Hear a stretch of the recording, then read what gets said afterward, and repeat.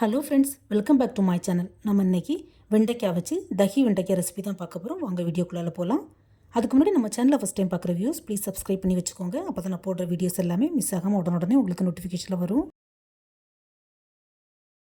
பொதுவாகவே வெண்டைக்காயில் கொஞ்சம் வலுவழுப்பு தன்மை கூடுதலாக இருக்கும். அதுலேயும் தண்ணி சேர்ந்துட்டுனா கேட்கவே வேண்டாம், ரொம்பவும் வளவலான்னு ஆயிரும். ஆனால் நம்ம இன்றைக்கி கொஞ்சம் டிஃப்ரெண்ட்டாக தண்ணியிலே வெண்டைக்காவை வேக வச்சு வலுவழுப்பே சுத்தமாக இல்லாத ஒரு ரெசிபி தான் பார்க்க போகிறோம்.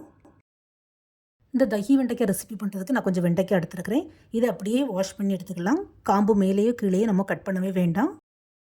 கேஸ் ஸ்டவ்வில் ஒரு கடாய் அல்லது பேன் வச்சு அதில் கொஞ்சமாக தண்ணி ஊற்றிக்கலாம். தண்ணி சூடானதும் நம்ம கழுவி வச்சுருக்க வெண்டைக்காவை அதில் சேர்த்து லைட்டாக வேக விட்டுக்கலாம். வெண்டைக்காவோட மேல் பகுதியோ கீழ் பகுதியோ கட் பண்ண வேண்டாம்.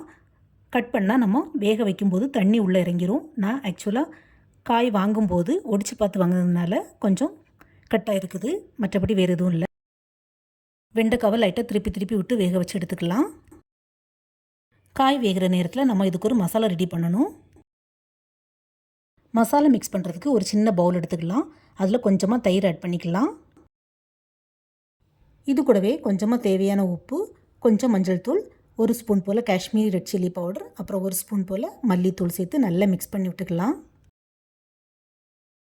நான் இந்த தஹி வெண்டைக்காய் பண்ணுறதுக்கு ஒரு 15 to 20 வெண்டைக்காய் தான் எடுத்துருக்கேன். ஸோ அதுக்கு தேவையான அளவுக்கு இன்க்ரீடியன்ஸ் எடுத்துருக்கிறேன். நீங்கள் குறைவோ கூடுதலோ உங்கள் தேவைக்கு தக்கன பொருட்களை ஆட் பண்ணிக்கோங்க. தயிரில் இந்த மசாலாவெல்லாம் ஆட் பண்ணி இந்த மாதிரி கட்டி இல்லாமல் நல்லா மிக்ஸ் பண்ணி விட்டுக்கலாம். இதை இப்போ ஓரமாக வச்சுக்கலாம். இப்போ வெண்டைக்காவும் வந்துட்டு வெண்டைக்காய் நல்லா வேகணும்னு இல்லை, அதோட பச்சை கலர் ஒரிஜினல் கலர் போய் இந்த மாதிரி கொஞ்சம் டிரான்ஸ்பரண்ட்டாக வந்ததும் நம்ம தண்ணியிலேருந்து எடுத்துடலாம். வேறொரு பெரிய பவுலில் கொஞ்சம் நார்மல் வாட்டர் எடுத்துக்கலாம். அதில் இந்த வேக வச்ச வெண்டைக்காவை தூக்கி அப்படியே போட்டுடலாம்.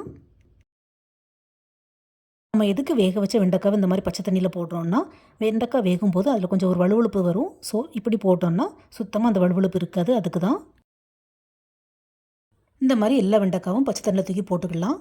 ஒரு 2 to 3 நிமிஷம் அப்படியே விட்டுடலாம். இப்போ நம்ம வெண்டைக்காவை தண்ணியில் போட்டு ஒரு 2 நிமிஷத்துக்கு மேலே ஆயிட்டு பச்சை தண்ணியில் போட்டு இந்த மாதிரி எடுத்ததுக்கப்புறமா இந்த வெண்டைக்காயில் மேல் காம்பையும் கீழ் காம்பையும் நம்ம கட் பண்ணி எடுத்துடலாம். இதே மாதிரி வெண்டைக்காயோடைய மேல் காம்பையும் கீழ் காம்பையும் கட் பண்ணி எடுத்துக்கிட்டு இதை ஒரு வெள்ளை துணியில் அப்படியே பரத்தி வைக்கணும். இந்த மாதிரி ஒரு சாஃப்டான காட்டன் துணியில் நம்ம காம்பெல்லாம் கட் பண்ணி வெண்டைக்காவை இந்த மாதிரி பரத்தி வச்சுக்கலாம். சப்போஸ் இந்த வெண்டைக்காயில் எக்ஸ்ட்ராவாக தண்ணி இருந்ததுன்னா அது இந்த துணியை வச்சு லைட்டாக தொடர்த்தி எடுத்துக்கலாம். இந்த மாதிரி வெண்டைக்காவை துணியில் நல்லா தொடர்த்தி எடுத்ததுக்கப்புறமா இந்த வெண்டைக்காவை திரும்ப ஒரு பிளேட்டில் தட்டிக்கலாம். இப்போ ஒரு 2 ஸ்பூன் போல் தனி கடலை மாவு எடுத்து அதை இந்த வெண்டைக்காய்க்கு மேலே லைட்டாக ஸ்ப்ரெட் பண்ணி விட்டுக்கலாம். கடலை மாவு எல்லா வெண்டைக்காயிலையும் நல்லா கோட்டாகணும். ஸோ கையை வச்சு நல்லா பிரட்டி விட்டுக்கலாம். வெண்டைக்காய் வேக வச்சதுக்கப்புறம் என்ன தான் வளவழுப்பு என்ன தான் தண்ணி இருந்தாலும் நம்ம இந்த கடலை மாவு போட்டு பிரட்டும் போது சுத்தமாக அது தெரியாது. ஸோ ஸ்கிப் பண்ணாமல் இதை ஆட் பண்ணிக்கோங்க ஃப்ரெண்ட்ஸ். இப்போ இந்த வெண்டைக்காய் கூட நம்ம ஏற்கனவே ரெடி பண்ணி வச்சுருந்த தயிர் மசாலாவை இது கூட ஆட் பண்ணிக்கலாம். தயிர் மசாலா மிக்ஸ் அவ்வளவும் சேர்க்க வேண்டாம், பாதியை போட்டுக்கிட்டு கொஞ்சமாக லெமன் ஜூஸ் ஆட் பண்ணி விட்டுக்கலாம். மீதியை நம்ம கிரேவி பண்ணுறதுக்கு யூஸ் பண்ணிக்கலாம். தயிர் மசாலாவும் லெமன் ஜூஸும் சேர்த்து வெண்டைக்காவை நல்லா மிக்ஸ் பண்ணி விடணும் இந்த மாதிரி. இப்போ இதை சைடில் வச்சுட்டு கேஸ் ஸ்டவ்வில் ஒரு கடாய் வச்சுக்கலாம். அதில் கொஞ்சமாக ஆயில் ஊற்றிக்கலாம். ஆயில் சூடானதும் அதில் கொஞ்சமாக சீரகம் போட்டுக்கலாம். சீரகம் சேர்த்து லைட்டாக பொரிஞ்சதும் அதில் கொஞ்சமாக கட் பண்ணி வச்சுருக்கிற வெங்காயத்தை ஆட் பண்ணி வதக்கிக்கலாம். வெங்காயம் லைட்டாக வதங்கி கோல்டன் ப்ரௌன் வந்ததும் அதில் கொஞ்சமாக, அதாவது ஒரே ஒரு பச்சை மிளகா கட் பண்ணி வச்சுருக்கிறேன், அதை ஆட் பண்ணிக்கலாம். வெங்காயம் பச்சை மிளகாவும் லைட்டாக வதங்கினதும் அதில் நம்ம ஏற்கனவே எடுத்து வச்சுருந்த தயிர் மசாலாவை ஆட் பண்ணி அதையும் நல்லா வதக்கி விட்டுக்கலாம். தயிர் மசாலாவோட பச்சை வாசனை போகணும், அது வரைக்கும் நல்லா வதக்கி விட்டுக்கலாம். பாருங்கள் ஃப்ரெண்ட்ஸ், இப்போ தயிர் மசாலாவோட தயிர் எல்லாம் சுண்டி பச்சை வாசனை போய் எண்ணெய் தனியாக பிரிஞ்சு வருது. இந்த ஸ்டேஜில் நம்ம எடுத்து வச்சுருந்த வெண்டைக்காவை இது கூட சேர்த்துக்கலாம். வெண்டைக்காவை சேர்த்து லைட்டாக மிக்ஸ் பண்ணி விட்டுக்கலாம். ஃப்ரெண்ட்ஸ், இந்த வெண்டைக்காய் ரெசிபி நம்ம தயிர் சேர்த்து பண்ணுறதுனால கொஞ்சம் அடி பிடிக்கிற மாதிரி இருக்கும். ஸோ நான்ஸ்டிக் பேனாக இருந்ததுன்னா கொஞ்சம் பெட்டராக இருக்கும். ஸோ தேவைப்பட்டால் கொஞ்சம் எக்ஸ்ட்ராவாக ஆயில் சேர்த்துக்கலாம்.